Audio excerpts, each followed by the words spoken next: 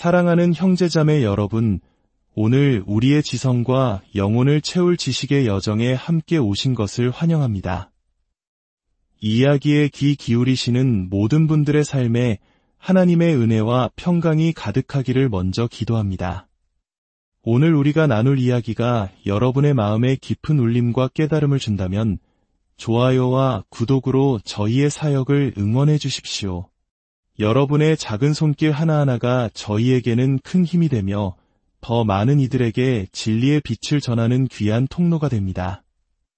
여러분의 선한 마음을 하나님께서 축복하시기를 바랍니다. 자, 이제 우리 존재의 가장 근원적인 질문으로 함께 떠나보겠습니다. 우리는 어디에서 왔을까? 이 광대하고 경이로운 생명의 세계는 어떻게 시작되었을까? 오랜 시간 동안 과학계는 찰스 다윈의 진화론을 그 해답으로 제시해왔습니다. 다윈의 이론은 마치 거대한 서사시처럼 단순한 생명체에서 시작하여 점진적인 변화를 통해 오늘날의 복잡하고 다양한 생명체가 탄생했다는 장엄한 그림을 그려주었습니다. 예일대학교의 저명한 컴퓨터 과학자 데이비드 갤런터 교수 같은 학자조차 처음에는 이 이론의 아름다움에 매료되었다고 고백합니다. 아주 작은 변화들이 쌓여 거대한 그림을 완성한다는 다윈의 설명은 마치 단순한 음표들이 모여 위대한 교향곡을 이루는 것처럼 지적으로 매우 우아하고 아름답게 느껴졌기 때문입니다. 예를 들어 추운 지방의 동물털이 더 빽빽해지거나 특정 환경에 맞게 새의 부리 모양이 미세하게 변하는 것과 같은 소진화, 즉 종 내에서의 작은 적응과 변화는 다윈의 이론으로 충분히 설명 가능합니다. 이것은 누구도 부정하기 어려운 관찰된 사실입니다. 하지만 문제는 여기서부터 시작됩니다. 다윈의 이론이 과연 이 작은 변화들을 설명하는 것을 넘어 완전히 새로운 종의 출현이라는 거대한 그림, 즉 대진화까지 설명할 수 있을까요? 소가 양이 되고 원숭이가 사람이 되는 것과 같은 생명의 근본적인 도약을 말입니다. 오늘날 수많은 과학자들은 바로 이 지점에서 깊은 회의감에 빠져들고 있습니다. 다윈의 아름다운 이론에 치명적인 균열을 일으키는 거대한 증거들이 나타나고 있기 때문입니다. 그 첫 번째 거대한 장벽은 바로 화석 기록입니다. 다윈의 이론에 따르면 생명의 역사는 점진적인 변화의 연속이어야 합니다. 따라서 화석 기록에는 하나의 종에서 다른 종으로 서서히 변해가는 무수한 중간 단계의 화석들이 발견되어야만 합니다. 마치 나무가 작은 가지에서 시작해 더 큰 가지로 뻗어나가듯 생명의 나무 역시 수많은 연결고리들로 가득해야 합니다. 하지만 현실은 정반대였습니다. 약 5억 년 전 지질학적으로 눈 깜짝할 사이에 해당하는 짧은 시기에 이전에 존재하지 않았던 완전히 새로운 형태의 동물들이 갑자기 폭발적으로 등장하는 캄브리아기 대폭발 현상이 일어났습니다. 마치 누군가 스위치를 올리자 고요하던 무대에 갑자기 수십 명의 새로운 배우들이 한꺼번에 등장한 것과 같습니다. 삼엽충, 해파리, 척추동물의 조상 등 오늘날 우리가 아는 거의 모든 동물의 기본 설계도, 즉 몸의 형태가 이 시기에 갑자기 아무런 조상도 없이 출현한 것입니다. 다윈 자신도 이 문제를 인지하고 있었습니다. 그는 자신의 책 종의 기원에서 이것이 자신의 이론에 대한 심각한 반론이 될 수 있음을 인정하며 미래에 중간 단계 화석들이 발견될 것이라는 희망을 품었습니다. 하지만 150년이 지난 지금 수많은 화석이 더 발견되었음에도 불구하고 그 연결고리는 여전히 나타나지 않았습니다. 오히려 캄브리아기 대폭발이 일어난 기간은 기존에 알려진 7천만 년이 아니라 불과 1천만 년, 심지어 중국의 한 지층에서는 600만 년이라는 극히 짧은 시간 안에 일어났다는 사실이 밝혀지면서 미스터리는 더욱 깊어지고 있습니다. 수학적으로 계산해 보아도 이 짧은 시간 안에 무작위적인 돌연변이와 자연선택을 통해 이토록 복잡하고 다양한 생명체가 탄생할 확률은 사실상 0분에 가깝습니다. 지질학적으로도 생물학적으로도 수학적으로도 캄브리아기 대폭발은 다윈의 이론으로는 도저히 설명할 수 없는 거대한 예외 현상으로 남아 있습니다. 하지만 다윈의 이론을 위협하는 더 근본적이고 강력한 도전은 20세기 후반 분자 생물학의 눈부신 발전과 함께 시작되었습니다. 다윈 시대의 과학자들은 세포를 그저 단순한 원형질 덩어리 정도로 생각했습니다. 마치 젤리 조각처럼 말입니다. 그러나 오늘날 우리가 마주한 세포의 내부는 상상을 초월하는 정교함과 복잡성을 지닌 초소형 도시와 같습니다. 그 안에는 발전소, 공장, 운송 시스템, 그리고 이 모든 것을 통제하는 중앙정보센터까지 갖추어져 있습니다. 가장 놀라운 발견은 생명의 핵심에 정보, 즉 디지털 코드가 존재한다는 사실이었습니다. 우리 몸을 구성하는 모든 단백질, 즉 생명의 벽돌과 기계를 만드는 설계도는 DNA라는 분자 안에 암호화된 정보의 형태로 저장되어 있습니다. 이것은 컴퓨터 프로그램이 0과 1의 조합으로 소프트웨어를 만드는 것과 정확히 동일한 원리입니다. 새로운 기능을 가진 컴퓨터 프로그램을 만들려면 새로운 코드를 짜야 하듯이 새로운 형태의 생명체를 만들려면 완전히 새로운 유전 정보, 즉 새로운 DNA 코드가 반드시 필요합니다.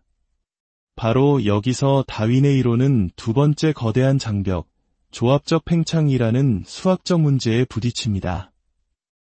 우리 몸의 단백질은 약 20종류의 아미노산이라는 구슬을 꿰어 만든 목걸이와 같습니다. 보통 하나의 단백질은 수백 개의 아미노산으로 이루어집니다. 자, 상상해 보십시오. 20가지 색깔의 구슬을 가지고 길이가 150개인 목걸이를 만든다고 가정해 봅시다. 첫 번째 자리에 올 수 있는 구슬은 20가지, 두 번째 자리에도 20가지. 이렇게 150개의 자리를 채우는 경우의 수는 얼마나 될까요? 그 숫자는 10의 77제곱이라는 우주에 있는 모든 원자의 수보다도 훨씬 더 큰 상상조차 불가능한 숫자입니다. 이것이 바로 가능성의 우주입니다. 이 천문학적인 수의 조합 중에서 실제로 생명활동에 유용한 기능을 하는, 즉 제대로 접혀서 제 역할을 하는 단백질 목걸이는 얼마나 될까요? 최근의 연구 결과는 충격적입니다. 그 비율은 10의 77제곱분의 1, 즉 기능하는 단백질 하나를 찾기 위해 10의 77제곱개의 무작위적인 시도가 필요하다는 의미입니다. 이것은 마치 지구의 모든 모래알 중에서 눈을 감고 특정 모래알 하나를 정확히 집어내는 것보다도 비교할 수 없을 정도로 희박한 확률입니다. 다윈주의자들은 말합니다. 물론 확률은 낮다. 하지만 생명의 역사에는 수십억 년이라는 막대한 시간과 셀 수 없이 많은 생명체라는 기회가 있지 않았는가. 하지만 계산 결과는 냉정합니다. 지구상에 존재했던 모든 박테리아를 포함한 모든 생명체가 역사상 겪었을 돌연변이의 총횟수를 모두 합쳐도 이 거대한 가능성의 우주에서 기능하는 단백질 하나를 찾아낼 확률은 여전히 무시할 수 있을 정도로 작습니다. 마치 1조 곱하기 1조 곱하기 1조분의 1의 공간만을 탐색한 것과 같습니다. 이것은 불가능하다고 말하는 것과 극도로 희박하다고 말하는 것 사이에 실질적인 차이가 없는 수준입니다. 원숭이 100만 마리가 100만 년 동안 타자기를 두드려도 세익스피어의 작품 한 줄을 만들어낼 수 없듯이 무작위적인 과정은 결코 의미 있는 정보를 창조할 수 없습니다. 더욱이 새로운 종을 탄생시키려면 동물의 발생 초기 단계, 즉 몸의 기본 설계도를 결정하는 유전자의 돌연변이가 일어나야 합니다. 하지만 경험적으로 우리는 압니다. 발생 초기에 중요한 유전자의 변화가 생기면 그것은 새로운 종의 탄생으로 이어지는 것이 아니라 거의 예외 없이 치명적인 기형이나 죽음을 초래한다는 사실을 말입니다. 마치 건물의 기초 공사를 할 때 설계도를 임의로 바꾸면 건물이 무너지는 것과 같습니다. 반대로 발생 후반에 일어나는 돌연변이는 눈썹이 조금 짙어지는 정도의 사소한 변화만을 일으킬 뿐 새로운 종을 만들 수는 없습니다. 일찍 일어나면 치명적이고 늦게 일어나면 무의미한 딜레마. 이것이 바로 다윈의 메커니즘이 가진 또 하나의 근본적인 한계입니다. 그렇다면 대안은 무엇일까요? 이 지점에서 스티븐 마이어 박사와 같은 과학자들은 지적 설계라는 이론을 제시합니다. 이것은 종교적인 신념이나 성경 구절에서 출발하는 주장이 아닙니다. 오히려 생물학적 증거로부터 출발하는 과학적 추론입니다. 그 핵심 논리는 매우 명확합니다. 우리는 경험을 통해 알고 있습니다. 정보, 특히 컴퓨터 코드나 문자 언어와 같이 복잡하고 특정 목적을 가진 정보는 언제나 지적인 존재, 즉 마음에서 비롯된다는 사실을 말입니다.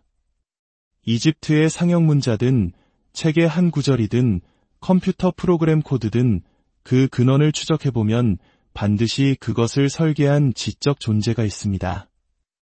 우연한 물질적 과정이 저절로 의미 있는 정보를 만들어내는 경우는 단 한 번도 관찰된 적이 없습니다. 그런데 생명의 핵심인 DNA에서 우리는 바로 그 정보, 정교하게 암호화된 디지털 코드를 발견합니다. 그렇다면 우리의 경험에 근거한 가장 합리적인 추론은 무엇일까요? 생명 속에 담긴 이 막대한 정보 역시 지적인 근원, 즉 설계자가 존재했음을 가리킨다는 것입니다. 이것은 마치 울타리 기둥 위에서 거북이를 발견했을 때 그 거북이가 스스로 그곳에 올라가지 않았다는 것을 아는 것과 같은 상식적인 추론입니다. 물론 이 주장에 대한 반론도 만만치 않습니다. 어떤 이들은 묻습니다. 설계자가 있다면 왜 세상에는 이토록 많은 고통과 질병, 비효율과 불완전함이 존재하는가? 왜 설계는 이토록 엉망으로 보이는가? 이것은 신학에서 말하는 신정론, 즉 악의 문제와 맞닿아 있는 매우 중요한 질문입니다. 이에 대해 마이어 박사는 이렇게 답합니다. 자연 속에는 놀라운 설계의 증거와 함께 쇠락의 증거 또한 존재한다고 말입니다. 이는 마치 위대한 예술가가 완벽한 작품을 만들었지만 시간이 흐르면서 엔트로피 법칙에 따라 그 작품이 닳고 부서지는 것과 같습니다. 특히 기독교적 세계관에서는 태초의 완벽한 창조와 그 이후의 타락을 이야기합니다. 흥미롭게도 가장 지독한 바이러스나 박테리아들은 대부분 돌연변이 과정에서 기존의 유전 정보를 상실한 결과물이라는 사실이 밝혀지고 있습니다. 즉, 다윈주의자들이 새로운 설계를 만드는 힘이라고 주장했던 그 과정이 실제로는 기존의 설계를 파괴하고 쇠락시키는 방향으로 작용하고 있다는 것입니다. 이러한 논쟁은 왜 오늘날 학계에서 이토록 격렬한 반응을 불러일으킬까요? 갤런터 교수는 다윈주의가 단순히 하나의 과학 이론을 넘어 많은 이들에게 세계관이자 비상 종교의 역할을 하고 있기 때문이라고 지적합니다. 19세기에 등장한 마르크스, 프로이트, 그리고 다윈은 유물론적 세계관의 새 기둥과도 같았습니다. 다윈은 우리가 어디에서 왔는지, 마르크스는 우리가 어디로 가야 하는지, 프로이트는 우리의 죄책감과 내면의 문제를 어떻게 해결해야 하는지에 대한 해답을 제시했습니다. 이들은 전통적인 종교가 답해왔던 모든 근본적인 질문에 대해 유물론적인 대답을 제공했습니다. 그렇기 때문에 다윈 이론의 근간을 흔드는 것은 단순히 과학적 가설 하나를 비판하는 것이 아니라 그들의 세계관 전체를 위협하는 행위로 받아들여집니다. 이것이 바로 지적 설계론에 대해 과학적이고 이성적인 토론 대신 종종 반지성적, 반종교적 편견에 기반한 감정적이고 맹렬한 비난이 쏟아지는 이유입니다. 이제 우리는 어디로 가야 할까요? 다윈의 이름은 과학사에 영원히 기록될 것입니다. 그가 던진 질문들은 여전히 유효하며 위대합니다. 하지만 그가 제시했던 해답은 21세기 과학이 밝혀낸 증거들 앞에서 점점 더 그 힘을 잃어가고 있습니다. 생명은 우리가 상상했던 것보다 훨씬 더 복잡하고 그 기원은 훨씬 더 심오한 미스터리입니다. 이제 과학계는 겸허하게 생명이라는 경이로운 현상 앞에 다시 서야 할 때입니다. 생명은 무작위적인 물질들의 상향식 조합이 아니라 오히려 지성과 목적이 선행하는 하향식 설계의 결과물이라는 새로운 관점에서 생명을 바라봐야 할지도 모릅니다. 실제로 지적 설계론의 관점은 과거 쓰레기 DNA로 여겨졌던 유전체 영역에서 중요한 기능이 있을 것이라고 예측했고, 이는 후속 연구를 통해 사실로 밝혀지기도 했습니다. 이것은 과학의 후퇴가 아니라 새로운 지평을 향한 도약입니다.